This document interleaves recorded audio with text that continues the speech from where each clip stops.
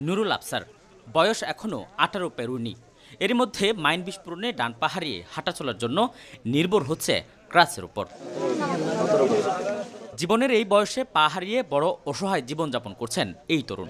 নাইক্ষ্যংছড়ির জারাইলছড়ি সীমান্ত এলাকার বাসিন্দা আফসারের দাবি, মিয়ানমার থেকে চোরাইপথে গরু আনতে গিয়ে 1 বছর আগে মাইন বিস্ফোরণে পা হারান তিনি।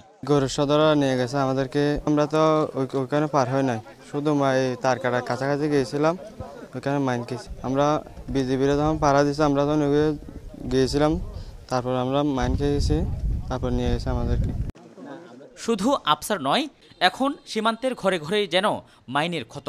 মিয়ানমার থেকে চোরাইপথে অবৈধভাবে গরু, সিগারেট, মাদকসহ বিভিন্ন পণ্য আনতে গিয়ে মাইনের ফাঁদে পড়ছে স্থানীয়রা।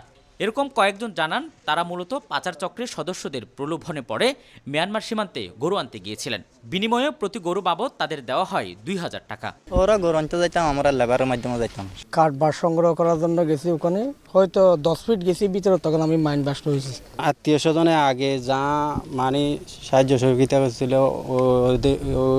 ওগুলোই মানে শেষ হয়ে গেছে, এখন চলার মতো কোনো রাস্তা দেখিনি। বর্তমান অবস্থা হচ্ছে আমি কঠিন, বাট যেটা বলার মতো নেই।